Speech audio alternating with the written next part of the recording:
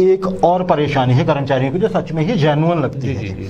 उस परेशानी का नाम है न्यू पेंशन स्कीम। एक पर्टिकुलर अवधि के बाद जितने भी लोगों को हिमाचल में नौकरी मिली है 2004 के बाद जी जी, उन लोगों को पेंशन जो है वो वैसे नहीं मिलती जैसे पहले मिला करती थी। कंट्रीब्यूटरी पेंशन है और वो बहुत नॉमिनल जैसी है। मतलब एक अगर प्राइवेट सेक्टर में आदमी अगर नौकरी कर रहा है तो उसकी तनख्वाह हो सकता है सरकारी कर्मचारी से ज्यादा हो जाए आगे चल के। तो इसको लेकर जो कर्मचारियों का दबाव है सरकार पर और राजनेताओं पर, राजनीति पर, उसको कैसे देखते हैं? देखिए, लंबे समय से ये वर्ग जो है वो डिमांड कर रहा है कि जो पेंशन स्कीम है, जो पुरानी पेंशन स्कीम है उसको बहाल किया जाए। जो नई पेंशन स्कीम है वो तो खैर ऊंट के मुंह में जीरे के समान है। और बिल्कुल वो किसी भी परिवार के लिए जो 58-60 साल के बाद रिटायर होगा व्यक्ति, उसके परिवार को उस वक्त बुढ़ापे में वो सारा नहीं बनती है।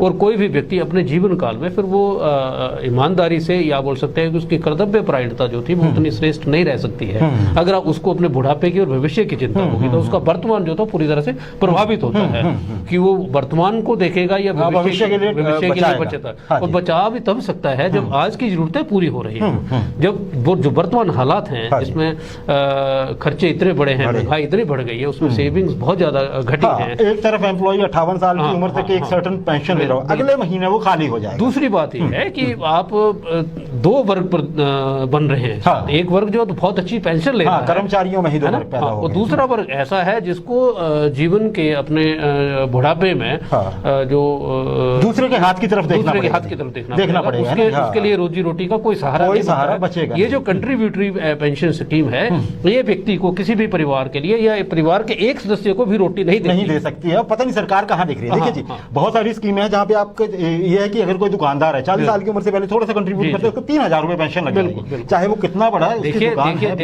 मुझे लग रहा है कि एक एज के बाद, 58-60 की उम्र के बाद लोगों की जरूरतें लगभग बराबर हो जाती है। तो सरकार को ये चाहिए कि उसमें थोड़ा सा मतलब जो हाईएस्ट पेंशन है उसकी तरफ उनको रैशनलाइजेशन की तरफ जाना चाहिए, ताकि वहां से कुछ बचत हो और जो नया वर्ग है उसको वहां से, अगर सच में ही सरकार सुधारवादी है और हर किसी का सुधार, जो वो बोलते हैं ना जी वेलफेयर स्टेट है। अच्छा, इसमें एक और चीज है जी, अटल बिहारी वाजपेयी जो हमारे स्वर्गीय बहुत मशहूर रहे हैं और लोगों में बहुत प्रसिद्ध रहे हैं, बहुत प्यारे भी रहे, ये जो ओल्ड न्यू पेंशन स्कीम है ना, ये उनके कार्यकाल में आई है। और ये जो एनपीएस कर्मचारी हैं ये उनको थोड़ा सा उस तरीके से याद करते हैं। वाजपेयी जी के सम्मान को तो मतलब यहाँ पे ये वर्ग एक ऐसा है जो वाजपेयी जी को सम्मान नहीं देता। और दूसरी बात, अब भाजपा के पास पूरा मौका है, आप मजबूती से केंद्र में बैठे हुए हैं, आप प्रदेश में बैठे हुए हैं, आप क्यों नहीं इस वर्ग की समस्या एड्रेस करते? अगर ऐसा नहीं है, अगर मान लीजिए कि आपको संकट है, तो फिर जनप्रतिनिधियों के नाम पे विधायकों और सांसदों को पेंशन क्यों? और उनकी पेंशन जो होती है, आप जैसे ही इलेक्शन हारते हैं अगला आपकी पेंशन शुरू हो जाती है। आपको क्यों ना, अगर पेंशन देनी है 60 साल के बाद क्यों ना दी जाए? बिल्कुल होना भी चाहिए। या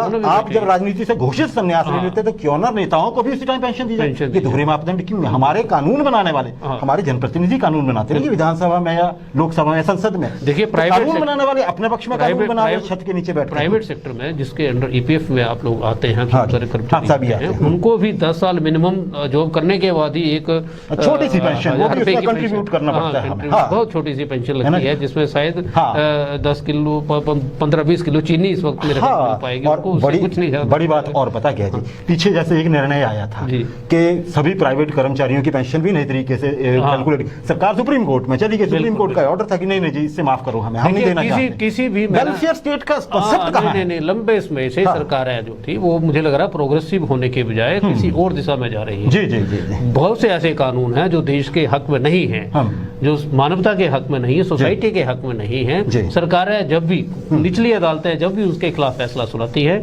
सुप्रीम अदालतें जो है वो उसमें सरकारें चली जाती हैं। और अगर सुप्रीम कोर्ट फिर भी नहीं मानता है सर्वोच्च, तो आपके पास हमेशा एक वो रहता है, क्योंकि कानून तो आप नहीं बना रहे, आप उसको बदल सकते हैं संसद में या उसमें। तो वक्त आ गया है, जनता जाग चुकी है, उसको अपने हक का पता है, सरकारों को देना ही पड़ेगा, दे दीजिए, चल पड़िए। मानवीय पहलुओं को आधार रखकर इस वर्ग के लिए भी सरकार को बिल्कुल देखना चाहिए। वो एनपीएस वाला जो ये लफड़ा है, इसको ओपीएस में मिला के इनकी बहुत बड़ी डिमांड होगी। और ये याद रहे, जैसे अभी हम चर्चा कर रहे थे कि वाजपेयी जी को उस तरह से ये याद रखते हैं कि इन्होंने हमारा वो हक छीना है। तो मौका बहुत अच्छा है भाजपा के पास, और आपके पास धन भी होगा कोविड के कारण। हालांकि ये तो कहा जाता है, पर अब धन का पता नहीं जी, तेल ताल तो बड़ा महंगा हो गया, खर्चे भी बहुत कम हुए, तेल भी बड़े सब महंगे हो रहे, खाने वाला हो चाहे चलाने वाला हो, खर्चा बड़ा है, बाकी खर्चे कम। सही बात है, सही बात है। अच्छा।